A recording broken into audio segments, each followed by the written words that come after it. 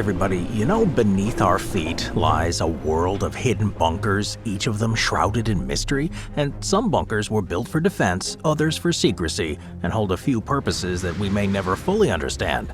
Join me for today's episode. We're counting down 15 of the most mysterious bunkers in the world. Starting with number 15, the Brier Bunker sits hidden beneath a resort in White Sulphur Springs, West Virginia.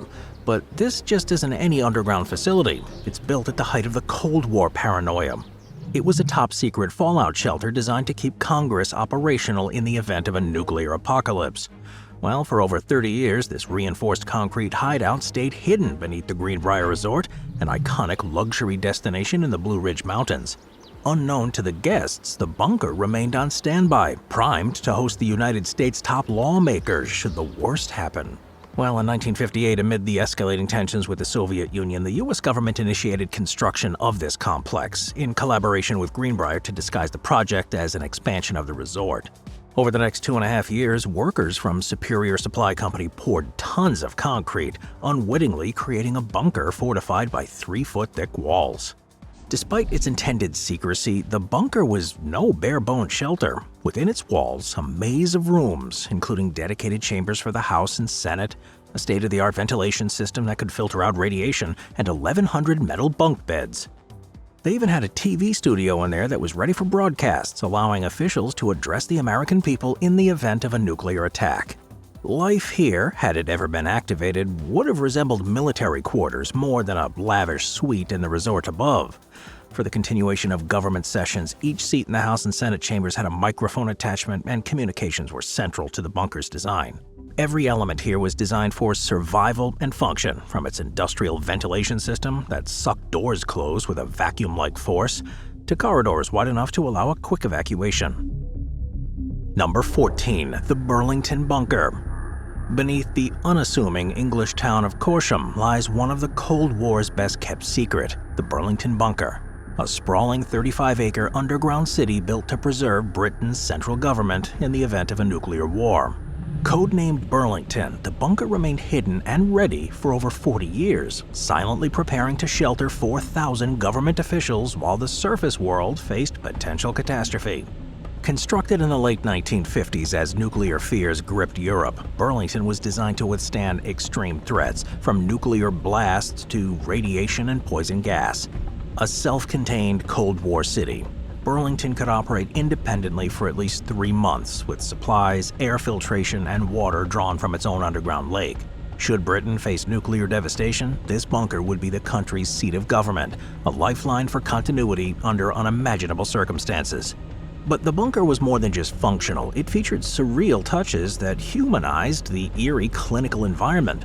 Artist Olga Lehman, commissioned to bring in some cheer to the underground city, painted murals depicting prehistoric monsters, sailors, sports scenes, and circus life. One controversial mural even depicted a missionary in a cooking pot surrounded by tribespeople, adding a strangely whimsical, if dark, sense of humor to the halls. And rumors persist of an underground pub called the Rose and Crown, modeled after the Red Lion, a popular tavern for government workers in Whitehall. While some say the pub is a myth, others insist it was real, and a vital addition, intended to provide a sense of normalcy and morale in case of extended confinement. The facility was climate-controlled, maintaining a constant 68 degrees Fahrenheit, with regulated humidity to keep the underground atmosphere stable for its long-term residents. Number 13, the Reagan Vest. Under the canopy of Denmark's rolled forest, the Reagan Vest bunker stands as a reminder of the Cold War, one that offers a rare insight into the nation's concealed efforts to secure its leadership in the event of a nuclear catastrophe. Conceived in the 1960s, this fortified underground shelter was designed to shield Denmark's government, select civil servants, and even royalty from nuclear attack. Located some 240 miles from Copenhagen and buried nearly 200 feet underground, the bunker's purpose was more than survival. It was a hidden control center where the country's affairs could continue during unimaginable crises. The construction of Reagan Vest began in 1963 as Cold War tensions mounted and fears of global nuclear conflict surged. The facility was completed 5 years later, covering over 59,000 square feet and comprising over 230 rooms. Its layout resembled two connected rings, each with dual levels, creating a fortified labyrinth for a core staff of 350 people. It was designed for complete autonomy. The bunker housed with everything needed for short-term governance, including a medical wing, a situation room lined with maps of Scandinavia, a radio station, and a designated VIP room for Queen Margrethe. In an era of existential uncertainty, the bunker's secrecy was paramount. The entrance was hidden beneath the forest floor, accessible only by a reinforced concrete door, which was meant to protect against nuclear blasts. It remained on standby until 2003, and it was decommissioned in 2012, though the public had little knowledge of its existence until it was revealed that same year. The decor is a haunting snapshot of mid-century modernity and Cold War practicality. In the cafeteria, photorealistic wallpaper of a forest scene and piped bird song once served as an attempt to keep the isolated staff connected to nature. That's a surreal backdrop to the harsh reality of Cold War life. And guided tours will take groups of 10 deep into the bunker, through its maze-like corridors lined with original furnishings from the 1960s and 70s. Number 12. The Diefenbunker. The Diefenbunker, formerly known as Canadian Forces Station Carp, is an underground Cold War-era bunker located in Carp, Ontario, roughly 19 miles west of Ottawa. Designed and constructed between 1959 and 1961, it was part of Canada's Continuity of Government Plan, initiated by Prime Minister John Diefenbaker. The plan sought to create a secure government shelter across Canada in case of a nuclear attack from the Soviet Union. It was strategically built to withstand a 5-megaton blast from 1.1 miles away, making it a critical component in Canada's Cold War defense. The bunker has an impressive 4-story subterranean structure spanning over 100,000 square feet. It was constructed with 32,000 tons of concrete and 5,000 tons of steel, and it contains blast doors and advanced air filtration. Inside, the bunker housed essential government facilities, of course, including a vault for Canada's gold reserves, an emergency broadcast studio for the Canadian Broadcasting Company, and offices for ministers and top officials. The structure's primary goal was to maintain a shadow government capable of functioning autonomously in the event of a nuclear strike. Its transformation into a museum in 1998 marked the beginning of its role as a time capsule. Since then, local efforts have curated Cold War artifacts, archives, and exhibits that vividly recount a period marked by paranoia and military tension. This unique status has made it a destination for history enthusiasts, researchers, and even curious visitors. And adding a touch of levity, the Diefenbunker even hosts an annual zombie-themed escape room, turning the bunker into a Halloween attraction. Number 11. Camp Peary and the Farm. Camp Peary, a 9,000-acre military reservation near Williamsburg, Virginia, harbors one of America's most enigmatic sites, the Farm. Officially labeled an Armed Forces Experimental Training Activity under the Department of Defense, the Farm is a covert CIA training ground. Known but never publicly acknowledged, the facility has operated in secrecy for decades, fueling speculation about the inner workings of American espionage. It trains agents for CIA's Directorate of Operations and, by some accounts, members of the Defense Intelligence Agency and other clandestine organizations. The history of Camp Peary dates back to World War II, when it was initially a CB training base. After being briefly repurposed as a forestry reserve, the Navy reclaimed the area in 1951, sealing it off from public access. Camp Peary's remote location and controlled entry ensured that any visitor is closely escorted, make it the ideal site for intelligence training. Training at the farm reportedly includes advanced tactics crucial for clandestine operations, surveillance, counter-surveillance, weaponry, interrogation techniques, and infiltration methods. In the shadowy world of espionage, the farm stands out as the birthplace of countless CIA field agents. One former officer, Bill Wagner, recalls the rigorous nature of training, including sleep deprivation exercises, altered food, and mock interrogations that were considered premier courses at the time. For those outside the intelligence community, like me, the farm remains shrouded in secrecy, a place that might only exist in fiction. The government's refusal to officially recognize the farm's existence has only amplified the allure of it. Some say training here is so immersive that by the end, graduates are adept at blending seamlessly into societies, able to switch identities and disappear at will. Number 10. Granite Mountain. Layered into the granite of Little Cottonwood Canyon near Salt Lake City, Utah, lies a remarkable facility, the Granite Mountain Records Vault. Unlike the typical image of an underground bunker designed for military secrecy or doomsday preparation, this vault houses something vastly different: the world's largest collection of genealogical records. Built by the Church of Jesus Christ of Latter-day Saints in 1965, the vault serves as a secure archive, safeguarding millions of records that trace human ancestry and document the lives of individuals across centuries. The Records Vault was established to protect invaluable genealogical records, specifically on microfilms containing detailed family history, including birth, marriage, and death records. Excavation for this massive project began in 1960, with workers carving over 65,000 square feet of storage tunnels, each deep within the mountain's granite core. Located 700 feet underground, the vault is fortified with entrance doors weighing between 9 and 14 tons, and they're said to be capable of withstanding a nuclear blast. While much of the interior structure remains concealed from public view, a rare video tour released by Family Search provides some insight into the vault's features. The main tunnels house a 33,000-gallon reservoir of natural spring water used for microfilm reproduction and other vault functions. The air quality, temperature, and humidity are all carefully controlled to preserve delicate historical documents. But the vault's primary function is the storage and preservation of those records, an endeavor deeply rooted in the beliefs of the Church of Jesus Christ of Latter-day Saints. The Church's faith holds a strong emphasis on family, ancestry, and honoring the legacies of those who came before. This religious mandate is reflected in the facility's collection, which contains over 3.5 billion images on microfilm, microfiche, and digital media gathered from more than 100 countries worldwide. While physical access to the Granite Mountain Records Vault is strictly restricted for security reasons, the church has taken steps to digitize its contents and make them widely accessible online. Number 9. The Raven Rock Mountain Complex. Hidden deep within the Blue Ridge Mountains, straddling the Pennsylvania-Maryland border, lies one of America's most secure Cold War-era bunkers, the Raven Rock Mountain Complex, also known as Site R, or the Underground Pentagon. Conceived in the early days of atomic warfare, this bunker was designed to provide a fortified refuge for top U.S. officials in the event of a nuclear attack. It was carved into the stone of Raven Rock Mountain from 1951 to 53, and this complex epitomizes Cold War ingenuity in defense, communication, and underground infrastructure. The idea was to create a space that could keep the key members of the military and government secure and fully operational even in a nuclear fallout scenario. Now, while it is shrouded in secrecy, some details about it have been revealed over time. The construction, completed at a cost of $35 million in the 1950s, which is the equivalent to more than $350 million today, was widely reported in the local press. In an era when the threat of nuclear annihilation was ever present, Raven Rock was a crucial part of America's continuity of government strategy.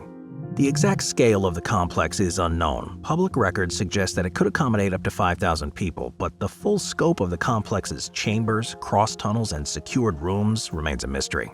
While originally built as a Cold War bunker, it's seen extensive modernizations since the early 2000s, spurred by the events of September 11th, when Vice President Dick Cheney was reportedly taken there. Yet what those upgrades entails remains unknown, but it's likely that the complex has evolved far beyond its original purpose.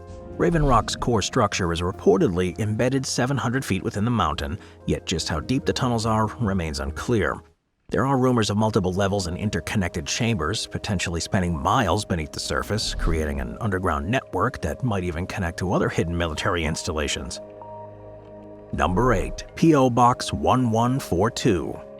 P.O. Box 1142, a code name that's shrouded in a little mystery, was an intelligence operation run by the U.S. military during World War II at Fort Hunt in Virginia.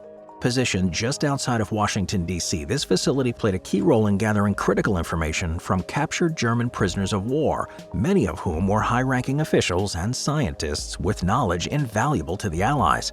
For years, almost nothing was known of the site's existence or activities. In fact, few outside the intelligence community even knew Fort Hunt had been repurposed for the war effort.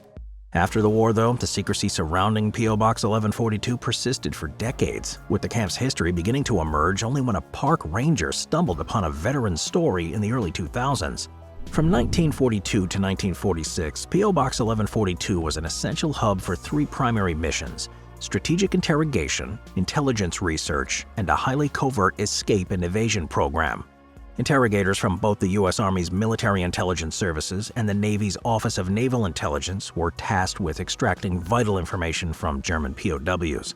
Using techniques later regarded as the gold standard of humane interrogation, American intelligence officers focused on building rapport and exploiting psychological insights rather than resorting to torture.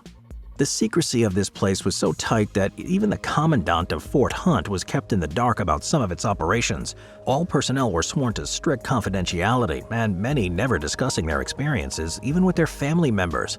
As World War II came to an end, many records were destroyed to protect the identities of those involved and the methods that they used.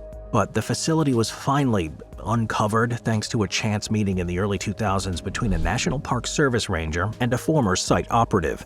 This conversation sparked renewed interest, leading to more veterans coming forward to share their stories. Although much of the documentation was gone, these personal accounts pieced together an extraordinary narrative of clever strategies and nonviolent intelligence gathering. In hindsight, though, P.O. Box 1142 does show the balance between secrecy and necessity, shedding light on how the U.S. employed advanced psychological tactics and unconventional resources to turn prisoners' knowledge into a wartime advantage, while also ensuring its methods remained hidden for years. Moving on to number 7, the Selfridge AFB Radar Station. Selfridge Air Force Base Radar Station, located in Michigan, is a significant military facility that played a huge role in U.S. air defense since its inception in 1949. Originally designed to track aircraft and coordinate missile launches, the station has seen a series of technological advancements and operational changes, becoming an integral part of the U.S. military's radar network. The history of Selfridge AFB Radar Station is marked by a series of advancements in radar technology and organizational changes. Initially, it began with the Bendix AN-CPS-5 radar, capable of tracking aircraft up to 210 miles. This facility expanded its capabilities over the year by adding height finder radars and joiner networks like Lash-Up Radar Network and the Semi-Automatic Ground Environment System. In 1960, the Army Air Defense Command Post was established to oversee surface-to-air missile ops from various locations in Michigan, further integrating the station into the military's air defense strategy. But despite the closure of some of the components in 1974, the site continued to host a Marine Corps Reserve unit and the Selfridge Military Air Museum and Air Park. The site's secrecy is typical of military installations, leading to speculation about its functions and capability. The transformation of the Missile Master Bunker into an air traffic control center does raise questions about its current role in modern airspace management and whether any remnants of its previous missile defense operations linger beneath the surface. Number 6. Warrenton Training Center. The Warrenton Training Center is a highly classified communication facility situated in Virginia, primarily operated by the CIA and the United States Army. Established in 1951, the center has played a pretty pivotal role in the United States' national security apparatus, fulfilling multiple functions, including serving as a communications laboratory, signals intelligence facility, and training school. The WTC has 4 main stations, each designed for specific operations. Station A serves as an administrative and training compound, supporting various government agencies. Station B, the largest of the 4, houses the headquarters of the WTC, and it's situated on Viewtree Mountain. This facility contains several multi-story buildings, data centers, and underground bunkers. Station B is essential for electronics testing and communications training, ensuring that federal employees are prepared for various scenarios. Station C previously functioned as a CIA numbers station, transmitting coded signals to the U.S. embassies and intelligence agencies. These transmissions, featuring a voice dubbed Cynthia, recited numerical sequences emphasizing the secretive nature of these intelligence communications. Station D serves as the primary high-frequency receiver facility for the CIA, and it accommodates satellite communications. Now, the history of the Warrenton Training Center is filled with peculiarities and fascinating details that enhance its reputation. Established during the height of the Cold War, it was designed to protect the U.S. government's communication infrastructure in times of crisis. In 1952, a mysterious flying saucer was reportedly observed above the site, feeding conspiracy theories about the center's activities. The bunker itself, though, is rumored to be equipped with advanced technology, of course, yet specifics regarding its design, capacity, and operational status remain classified. Some theories do suggest that the facility could house sophisticated communications equipment capable of directing operations during national emergencies. Number 5. Mount Pony. In Culpeper, Virginia, about 75 miles south of Washington, D.C., Mount Pony is an underground facility that's steeped in secrecy. It was constructed in 1969 during the height of the Cold War, like most on this list, but this bunker was originally designed as a safeguard for the Federal Reserve System. With an immense vault capable of holding over $4 billion in cash, predominantly in the form of the less favored $2 bills, Mount Pony was an essential component for the United States strategy, maintaining financial stability in a post-war scenario. The facility was equipped to sustain 500 Federal Reserve employees for 30 days and included features such as an incinerator, an indoor shooting range, and a helipad, ensuring a bit of self-sufficiency. The monetary stockpile was organized with $2 bills shrink-wrapped and stacked on pallets reaching heights of 9 feet.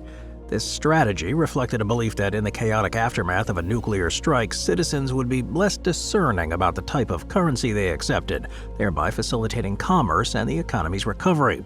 But while the facility's primary purpose revolved around financial security, it also played a critical role in communications. Mount Pony housed the Culpeper Switch, a central node for the Fedwire system that enabled electronic bank transfers across the nation. But following the conclusion of the Cold War, the Federal Reserve transferred ownership of the Mount Pony facility to the Library of Congress, which transformed the space into a modern archival facility. The Library of Congress has installed 90 miles of shelving in the climate-controlled underground vaults. Now, this transition illustrates a significant shift from a focus on military preparedness to a commitment to cultural preservation. Today, the visible aspect of Mount Pony comprises the Conservation Laboratory building of the Packard campus for audio-visual conservation, which serves as the above-ground component of the sprawling 45-acre facility. Some of the library's collections, including scenes of early 20th century America and significant events, are available for streaming online, making them accessible to the public. Number 4. Area 51. Well, within the expanse of the Nevada desert lies Area 51. This is a top-secret, maybe not so much anymore, military installation shrouded in intrigue. Officially designated as the Nevada Test Site and Training Range, this sprawling 38,000-acre site situated near Groom Lake, approximately 83 miles north-northwest of Las Vegas, has become a focal point for conspiracy theories. Now, it was originally established during the Cold War. It was created as a testing ground for advanced military aircraft, notably the U-2 and SR-71 Blackbird reconnaissance planes, as well as the F-117 Nighthawk stealth fighter. Its notorious reputation has really captured the imagination of the public, spawning an array of theories that suggest it's a site of alien technology and government cover-ups. Access to Area 51 is heavily restricted, with a comprehensive security apparatus in place. Due to its location, the base operates with minimal oversight, which only adds to the aura of secrecy. The closest legal vantage point for those wishing to glimpse this facility is Tikaboo Peak, situated about 26 miles away. Well, despite its primary role in military aviation, the true nature of activities here remains largely speculative. The U.S. government only officially acknowledged its existence in 2013, following a Freedom of Information Act request. The enigma of Area 51 transcends that military significance, infiltrating popular culture and the collective consciousness of UFO enthusiasts and conspiracy theorists. One of the most influential figures in this narrative is Bob Lazar, who in 1989 claimed to have worked on extraterrestrial technology at a site adjacent to Area 51. Despite the lack of concrete evidence to support his claims, Lazar's testimony has been pivotal in fueling public interest. But as a result of all this fascination, Area 51 has permeated American pop culture, featuring prominently in movies, television series, and literature. Films like Independence Day and shows like The X-Files have romanticized the notion of government secrets and extraterrestrial encounters. Additionally, the site inspired the famous Storm Area 51 event in 2019, a viral social media campaign that humorously encouraged millions to gather in a mass raid to uncover the base's secrets. This event, while largely satirical, reflects the extent to which Area 51 has captured the public's imagination, blending humor with the allure of the unknown. But moreover, the surrounding region has embraced its association with the base, with the nearby U.S. Route 375 being dubbed the Extraterrestrial Highway. This highway is now dotted with signs and attractions aimed at tourists and UFO enthusiasts. Local businesses capitalize on this, offering everything from alien-themed merchandise to guided tours that explore the surrounding land. Number 3. The Cheyenne Mountain Complex. Beneath 2,500 feet of solid granite, the Cheyenne Mountain complex in Colorado Springs, Colorado, is a fortress built for one purpose: defense. Constructed in the 1960s at the height of the Cold War, this highly fortified bunker served as the North American Aerospace Defense Command headquarters, monitoring airspace, tracking threats, and preparing for scenarios that most facilities could barely imagine surviving. But while the basic facts about Cheyenne Mountain's purpose and structure are publicly accessible, the true mystery lies in what is left unsaid. Questions persist about how this Cold War relic fits into today's defense apparatus and what may remain undisclosed about its true capability. It is an engineering feat of monumental proportions. Constructed with over 1,000 springs supporting its 15 buildings, this facility is designed to absorb shock waves from seismic activity or a nearby nuclear blast. The 25-ton blast doors, which can seal the complex within 40 seconds, are just one layer of a complex defense system.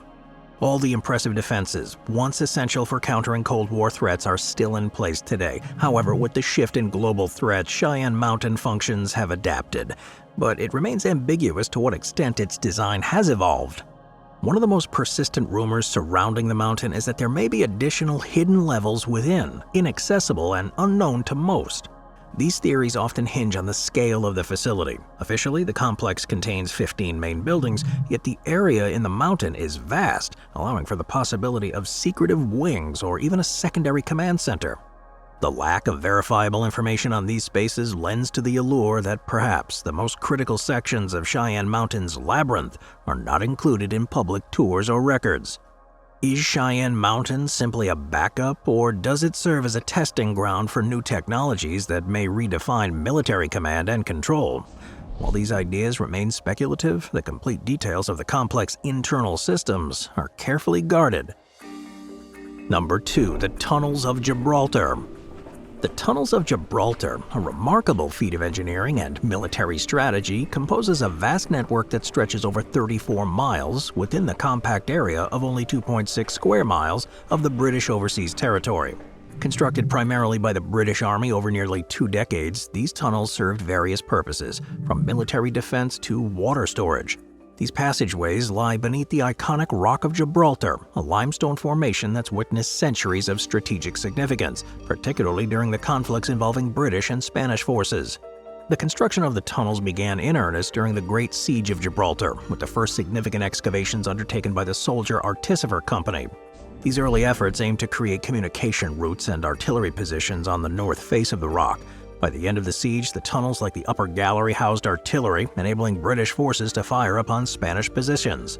The late 19th century saw the development of the Dockyard Tunnel and underground reservoirs to address water supply challenges, while World War II marked the most intensive period of excavation. During this time, tunnels expanded to accommodate up to 16,000 troops, complete with living quarters, ammunition stores, and other essential facilities. The Tunnels of Gibraltar are steeped in mystery, with numerous secrets hidden within. For instance, the Stay Behind Cave, built for Operation Tracer, was designed to allow a small team to monitor enemy movements should Gibraltar fall into enemy hands. This secretive installation remained undiscovered until 1997. Another fascinating aspect of the tunnels is their architecture. Each phase of the construction reflected the technological advances of its time, from the rough-hewn walls of the early tunnels to the more polished engineering designs of the World War II era. This evolution not only serves as a historical record of military engineering, but also illustrates its adaptability of these tunnels to meet the demands of each era. The very existence of such a complex network below a prominent landmark like the Rock of Gibraltar prompts speculation about what other secrets might lie undiscovered in its depths. Number 1. Metro 2.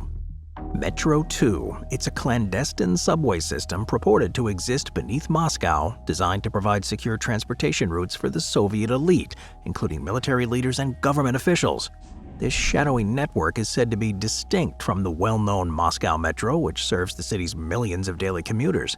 The narratives surrounding Metro 2 can be traced back to a long history of underground construction in Moscow, beginning with significant projects initiated by the Russian rulers. This tradition includes the relocation of the priceless Byzantine library to a secret chamber under the Kremlin, built shortly before the fall of Constantinople, as well as the notorious torture chamber constructed by Ivan the Terrible, where workers were rumored to have been executed to keep its location a secret. The origins of Metro 2 are believed to date back to the early 1930s during the expansion of the Moscow metro system. Under Joseph Stalin's rule, a secret line was created to connect key military and government facilities, including his suburban residence, the Ministry of Defense, and Strategic Command bunkers. It's rumored to consist of 4 lines that interconnect major government buildings, the Federal Security Service headquarters, and even the Vnukovo government airport. But one of the most fascinating components is the Ramenki complex, said to be self-sustaining and underground city housing up to 30,000 people. Completed in the mid-1970s, it reportedly contains food depots, generators, sleeping quarters, and even recreational facilities. The existence of Metro 2 has sparked numerous theories and urban legends, further shrouding it in mystery. Many believe that the system serves as a reflection of Stalin's paranoia and the overall secrecy that defined the Soviet era. Various reports and anecdotal evidence have emerged suggesting that the FSB actively monitors and restricts access to certain parts of Moscow's underground, further fueling speculation about the extent and purpose of Metro 2. In 1991, a report by the U.S. Department of Defense provided one of the most compelling pieces of evidence regarding the existence of Metro 2. It described an extensive underground installation network linking various military and government buildings beneath Moscow, suggesting that this network could sustain government functions during a nuclear crisis.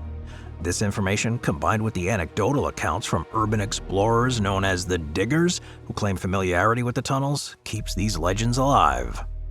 Thanks for watching, everybody. I'll see you underground. Thank you to our channel members.